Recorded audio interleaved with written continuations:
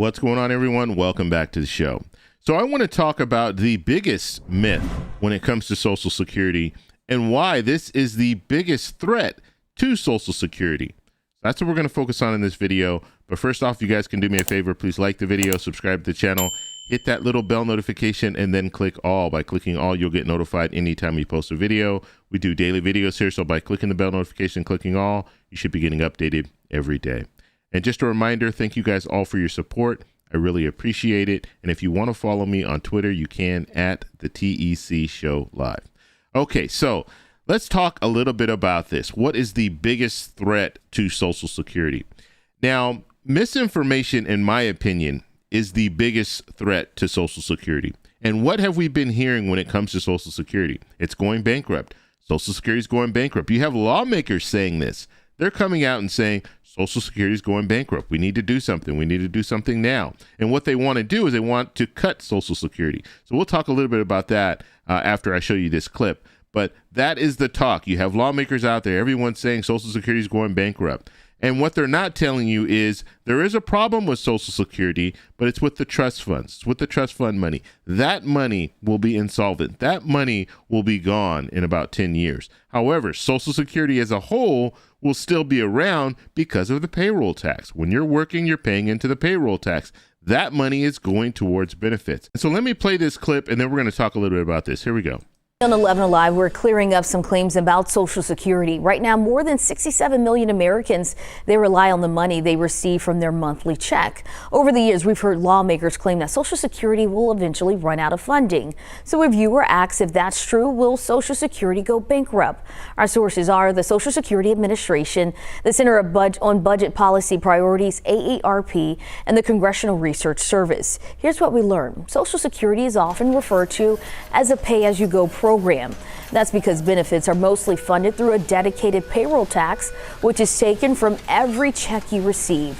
Both workers and employees are required to pay Social Security payroll taxes. So as long as this continues to happen, Social Security recipients will continue to get monthly benefits. Now, we can verify no, Social Security will not go completely away of cash payments for monthly benefits, though it does face funding challenges. Okay, so you saw that verified clip, and hopefully you understand that, look, Social Security is not going bankrupt. However, the trust fund, that's what we need to talk about. So the trust fund, if the trust fund is completely depleted in 10 years, if it's gone in 10 years, we're looking at a reduction of about 23%. But what we have right now is we have lawmakers that are purposely confusing the American people and saying that Social Security is going bankrupt. What's the danger of that? Why is that a major threat if they're saying that it's going bankrupt?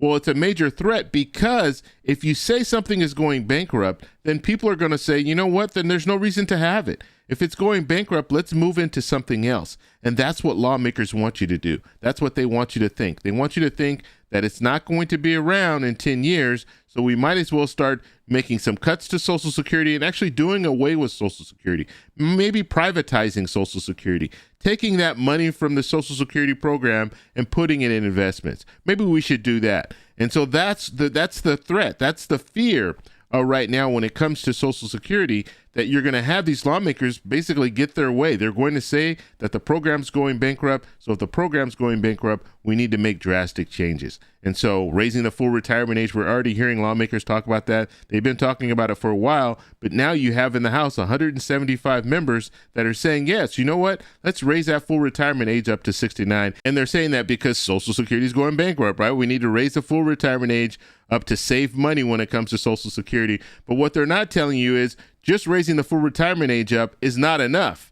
If we're looking at the trust fund will still go broke in about 10 years, even if you raise that full retirement age up. You need to do more things. And so that's why it's important to know the facts when it comes to Social Security. As long as we have a payroll tax, as long as people are paying into the payroll tax, Social Security will still be around. And so what we need to do is we need to expand Social Security. So when it comes to that same payroll tax that I was talking about, maybe you need to raise that payroll tax or raise the cap. So people who are making over $160,200, they need to start paying back into the payroll tax, because once you get to that limit, you don't have to pay into the payroll tax anymore. Or maybe we should just be raising the payroll tax. We haven't done anything to Social Security since 1983. So it's due time that we do something and actually reform Social Security so we won't have these issues in 10 years. And when it comes to the payroll tax, let me show you this illustration here just to show you exactly what I'm talking about. So currently, our current situation, $160,200. So anything over that amount, you no longer have to pay into the payroll tax. So you have a lot of people in this category here that are no longer paying into the payroll tax. And so this is a lot of revenue that Social Security beneficiaries could benefit from if they raise the cap. So that's our current state.